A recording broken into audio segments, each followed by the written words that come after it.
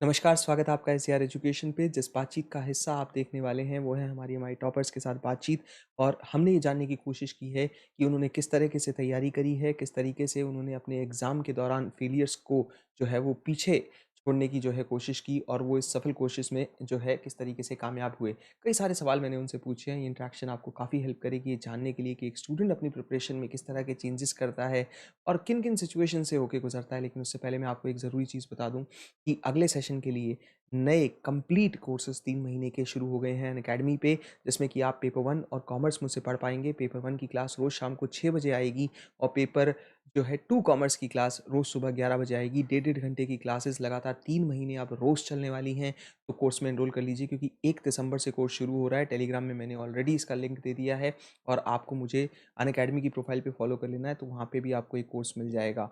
फिलहाल अनअकैडमी अपने सब्सक्रिप्शन पे 25% प्राइसेस को कम कर रही है, जिसका फ़ायदा आप ले सकते हैं। अदरवाइज़ सब्सक्रिप्शन के प्राइसेस कुछ 11,484 के आसपास होते हैं 6 महीने के, जो कि अभी आई थिंक आपको 9,000 रुपए में मिल जाएगा। अगर आप कोड SCRYT लगाते हैं, तो ये सब्सक्रिप्शन लेना आप कंसिडर कर सकते हैं।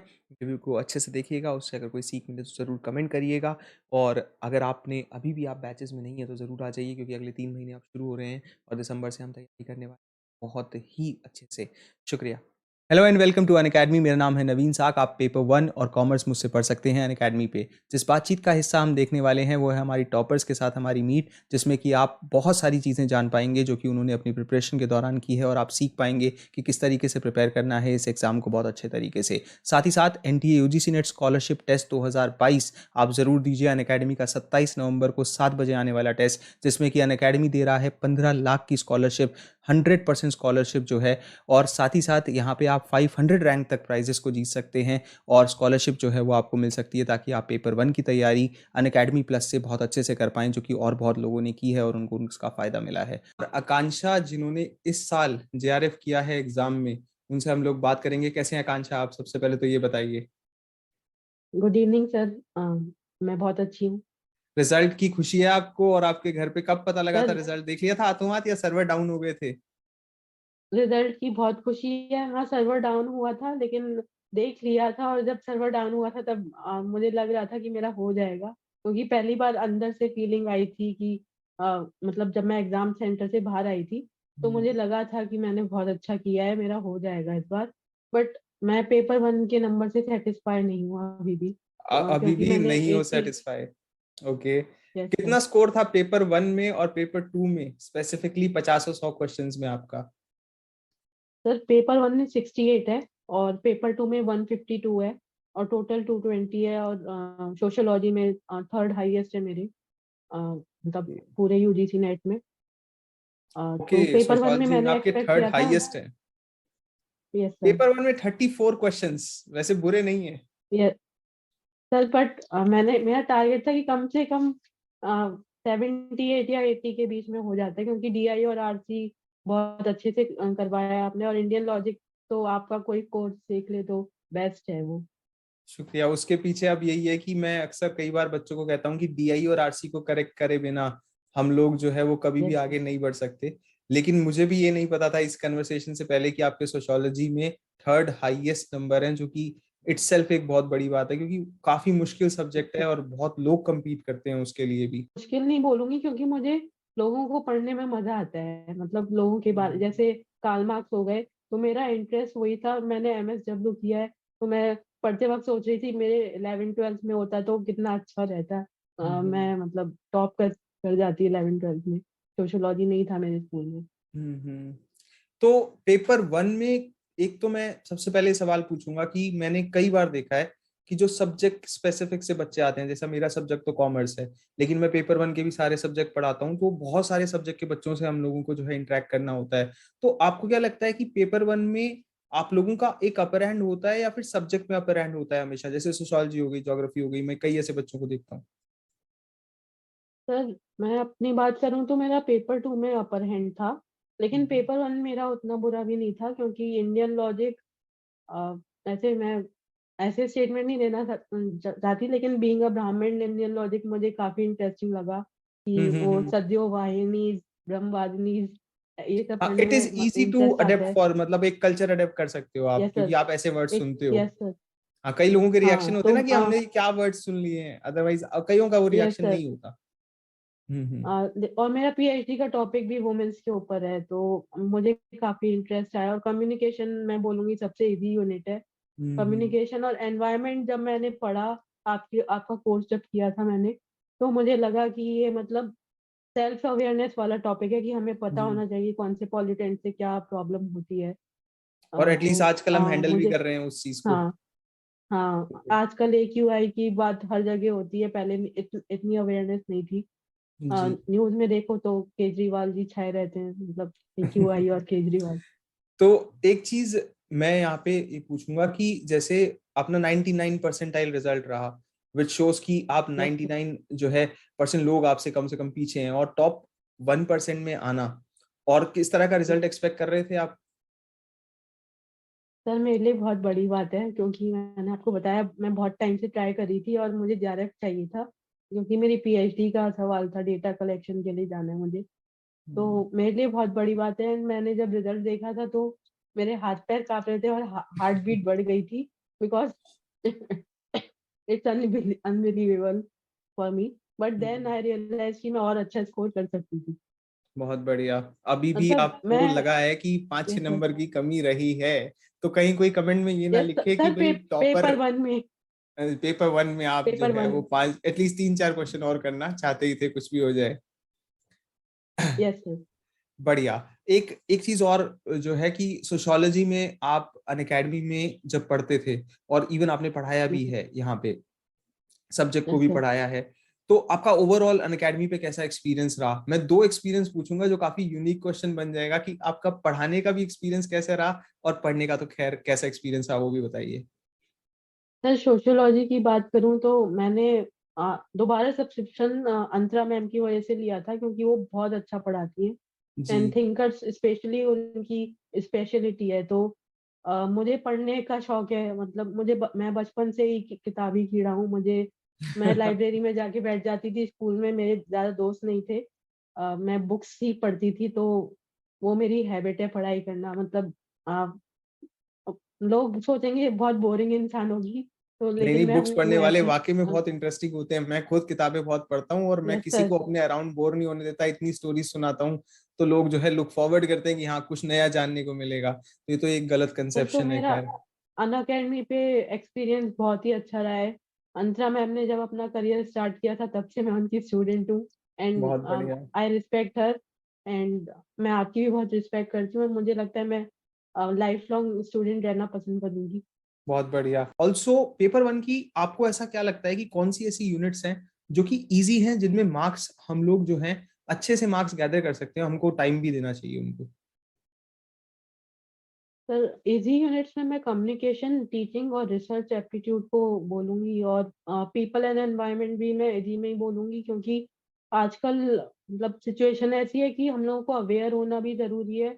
एंड वो इजी भी है, क्योंकि SGG MDG से क्वेश्चन आते हैं, पॉलिटेंट से आते हैं, तो इतनी टफ भी नहीं है। बस ये है कि आपको मॉक टेस्ट करने की जरूरत है, क्योंकि स्टेटमेंट बेस्ड क्वेश्चन आते हैं, फिर वो कोड दे देते हैं। तो कंसेप्ट अगर आपके क्लियर है इन 4 यूनिट्स में, और DI, to be honest, DI और लॉजिकल रीजनिंग को मैंने अलग रखा था। मैं उनको पेपर वन में बिल्कुल नहीं गिनती थी, क्योंकि वो हम्म। बहुत स्कोरिंग यूनिट है।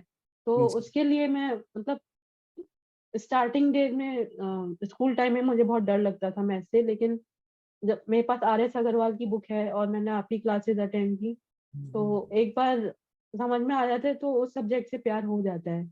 ऑब्वियसली, और और ज्यादा बाकी रिवीजन की मैं, जरूरत नहीं पड़ती। यस सर, और मैंने यूपीएससी का एग्जाम भी दिया था, प्रीलिम्स। तो ओके। एनवायरनमेंट और अच्छा पढ़ा था मैंने। बहुत बढ़िया। और कौन सी डिफिकल्ट लगी आपको यूनिट पेपर वन में, रिलेटिवली डिफिकल्ट मुकाबले इनके? डिफिकल्ट हायर एजुकेशन है, क्योंकि वो फैक्ट बेस्ड है। स्टैटिक। डिफिकल्ट नहीं बोलूंगी। हाँ, यस स्टैटिक है। सर, स्टैटिक है। मतलब उसमें कुछ भी पूछ लेते हैं, कमीशन वगैरह ठीक है, लेकिन सारे कमीशन को डिटेल में पढ़ना और याद रख पाना। और न्यू एजुकेशन पॉलिसी की भी अगर मैं बात करूं, अभी मैंने रिसेंटली एक पेपर लिखा है, उससे पहले मैंने न्यू एजुकेशन पॉलिसी पूरी नहीं पढ़ी थी। तो हम्म। एग्जाम टाइम में नहीं पढ़ी थी मैंने, क्योंकि अगर आप उसको पढ़ लो तो ठीक है, वरना मैं डिफिकल्ट में हायर एजुकेशन को ही रखूंगी। एटलीस्ट की थोड़ा स्टैटिक पार्ट है तो हमको थोड़ा सेलेक्टिव होकर पूरा करना पड़ता है, या यस कुछ आ सर। सकता है ऐसा पेपर में। एक चीज यस। यहाँ पे ये समझ में मुझे आई कि आपका ये अटेम्प्ट था, थर्ड या फोर्थ अटेम्प्ट आपने बताया मुझे? Yes sir, third attempt. Third attempt था ये। तो बहुत सारे लोग जो फर्स्ट अटेम्प्ट और सेकंड अटेम्प्ट में कहीं ना कहीं हिम्मत हार के अपनी प्रिपरेशन को छोड़ देते हैं, एक गैप आ जाता है जिनकी प्रिपरेशन में, उनको क्या कहोगे आप? किस तरीके से आपने खुद को बनाए रखा कि मेरा ये होगा और मुझे करना ही है? ये सबके साथ होता है, मेरे साथ भी हुआ था, लेकिन मेरे साथ ये है कि अ, अगर आपको कभी भी डिमोटिवेशन हो, मैंने आपको मैसेज भी किए थे कि सर मैं लो फील कर रही हूँ। रक्षाबंधन का टाइम था आई थिंक वो, क्योंकि बार बार एग्जाम पोस्टपोन हो रहे थे। तो मेरे लिए मोटिवेशन ये था कि मैं हमेशा टीचर्स फेवरेट रही हूँ। तो मैं अपना 2015 जब मेरा मास्टर्स था, मैं पूरी जर्नी याद कर लेती थी कि अगर इतना आगे आ ही गए हो तो अब छोड़ने से फायदा नहीं है, आगे एक और बार ट्राई मारो। एंड बाकी मेरी दो बेस्ट फ्रेंड है, एक शुभी भटनागर जो मेरे साथ ही पीएचडी कर रही है। उसने मुझे एक ऑडियो भेजा था, उसको पूरा यकीन था कि आकांक्षा तू कर सकती है। तो मैं जब भी लो फील करती थी मैं वो सुनती थी। और मेरी एक बेस्ट फ्रेंड है, वो चाइल्डहुड फ्रेंड है, नीलम। तो हम्म। वो भी हमेशा बोलती थी कि तू कर सकती है। तो अभी मैंने इंटरव्यू से पहले ही परसेंटेज कैलकुलेट किए, 73%। तो लाइफ में कभी अचीव नहीं किए मैंने, वो भी बहुत कॉम्पिटिटिव बहुत एग्जाम में अच्छा आया है। स्कोर है ये एक्चुअली। ये यस सर। एनीथिंग अबव 60% इन एनटीए नेट, ये यस सर। रिमार्केबल अचीवमेंट होती है, क्योंकि जिस लेवल ऑफ डिफिकल्टी पे आजकल एग्जाम आता है, ये हर किसी के लिए यस सर। आसान नहीं है। ऑल्सो लास्ट थिंग कि आप जो लोग प्रिपेयर कर रहे हैं, अभी काफी समय से प्रिपेयर कर रहे हैं, उसको अपनी तरफ से कौन से ऐसे 3 सजेशंस देने चाहोगे जिसमें कि वो कुछ मिस्टेक्स हैं जो अवॉइड करें, और किन बातों का ध्यान रखें सो दैट कि एक अच्छा रिजल्ट अचीव कर पाए नेक्स्ट अटेम्प्ट में? आपकी लर्निंग क्या रही है सर ओवरऑल? मेरी एक लर्निंग मेरी ये रही है, नॉर्मली लोग इस बारे में बात नहीं करते, कि एक मैं ये बोलना चाहूंगी कि हमेशा खुद से सेल्फ टॉक जो है पॉजिटिव रखिए।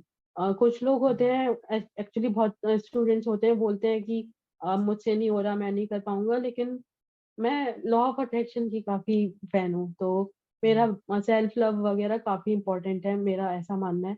तो आप खुद से पॉजिटिव बोलिए, क्योंकि हम मतलब वर्ड्स है पावर। तो मैं यही बोलूंगी कि जब भी आप लो फील कर रहे हो तो आप सेल्फ एनालिसिस करो और खुद से पॉजिटिव बातें करो, तो वो भी मोटिवेशन देता है। क्योंकि बाहर बाहर की एक्सट्रिंसिक मोटिवेशन तो थोड़ी देर के लिए होती है। बिल्कुल। और ज्यादा लोग फील कर रहे हैं तो विकास दिव्य कीर्ति की वीडियो सर जो है उनकी वीडियो हम्म, देख लीजिए।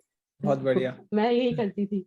और एक और दूसरी बात, मिस्टेक अगर कोई आप बताएं। मिस्टेक सर, मिस्टेक यही बोलूंगी, एनजाइटी बहुत होती है स्टूडेंट में, तो मेरे साथ भी होती थी। लेकिन एनजाइटी को दूर करने के लिए मैं ये बोलना चाहूंगी कि मेडिटेशन करें। मैंने अभी स्टार्ट की थी इस अटेम्प्ट के दौरान, जब मैं बहुत लो फील कर रही थी। तो चाहे चैंटिंग कर लें या कुछ भी कर लें। और मॉक टेस्ट बहुत लगाएं, काफी बच्चे होते हैं वो मॉक टेस्ट को लाइटली ले लेते हैं। इस हम्म, बार मैंने जितने मॉक टेस्ट लगाए हैं उतने कभी नहीं लगते।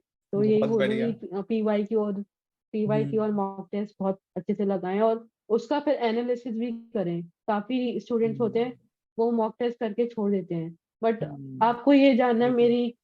मेरे काफी रजिस्टर हैं जिनमें मैंने अपने जो मेरे क्वेश्चन गलत हुए थे उनके आंसर पूरे सेंटेंस में लिखे हुए हैं कि इसका आंसर ये है।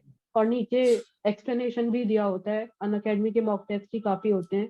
ट्रू। तो वो लगा लीजिए और एक्सप्लेनेशन भी लिख लीजिए, क्योंकि लिखा हुआ ज्यादा टाइम तक याद रहता है। एंड एनीथिंग, आप एक चीज और ऐड कर रहे थे पिछली बार, मैंने मिस्टेक्स पे आपको बता दिया, कोई और चीज जो आप ऐड कर रहे थे? सर मैं भूल गई। कोई बात अ, नहीं। ये हो जाता है, लेकिन anything more that you can say कि आपका जो ओवरऑल एक्सपीरियंस है यहाँ पे पढ़ने का, वो किस तरीके का रहा है, और किस तरीके से लोगों को आप कुछ सर अगर कहना चाहोगे? ओवरऑल मैं यही बोलना चाहूंगी, काफी स्टूडेंट्स को मैंने देखा है, वो जो प्लस के स्टूडेंट हैं या जो फ्री के स्टूडेंट्स हैं, वो प्लस की क्लासेस देखना ज्यादा प्रेफर करते हैं और फ्री की क्लासेस छोड़ देते हैं जो आपने यूट्यूब पे प्लेलिस्ट बना रखी है। तो मैं यही हम्म, कहूंगी कि सारी क्लासेस कवर करें, वेदर इट्स पेपर 1 और वेदर जी। इट्स पेपर 2 क्योंकि फ्री की क्लासेस में भी काफ़ी कांसेप्ट होते हैं और किसी भी एग्ज़ाम की तैयारी कर रहे हो जैसे कि मैंने आपको बताया मैंने यूपीएससी का प्रीलिम्स दिया था, मैंने बिल्कुल तैयारी नहीं की थी। मैंने जस्ट दिया था कि देखना था मुझे कैसे क्वेश्चन्स आते हैं, मैं कहाँ पे स्टैंड करती हूँ। तो मैं यही बोलना चाहूँगी कि जैसे आप नेट का एग्ज़ाम दे रहे हैं तो कोशिश करें सेट वगैरह के लिए भी बैठें अगर उनके स्टेट्स में होता है। जैसे यूपी जी। में नहीं होता सेट तो मैं नहीं दे पाई थी, लेकिन मैं बाकी बच्चों को प्रेफ़र करूँगी कि वो अलग-अलग एग्ज़ाम देते रहें, उनको पता एटलीस्ट पता चलेगा कि वो कहाँ पे स्टैंड करते हैं। श्योर। और मेरा ओवरऑल एक्सपीरियंस बहुत अच्छा रहा। पहले मैं स्टूडेंट थी, फिर मैं एजुकेटर बनी, फिर मैं दोबारा स्टूडेंट बनी। और तो फाइनली अभी आपने मैं पेपर क्लियर किया और होपफुली यस, दोबारा यस, भी कभी आगे बन जाए। सो ये yes, all the best Akanksha from my side. और बहुत अच्छा लगा ये जान के कि किस तरीके से तुमने हिम्मत नहीं हारी और फाइनली जो चाहिए था वो अचीव हुआ। और yes, many yes. Many congratulations. और आपकी तो ऑलरेडी पीएचडी एनरोल्ड है, तो फाइनली अब जेआरएफ जो है वो थैंक यू आपको सर। एक एक्स्ट्रा सपोर्ट देगा। And thank you so much. अपना ख्याल रखो और इसी तरीके से पढ़ते रहो। आपने खुद भी थैंक यू। कहा लाइफ लॉन्ग लर्नर हो आप। So well done and many yes sir. Congratulations to you from my side. ठीक है, चलिए आकांक्षा। Thank you sir.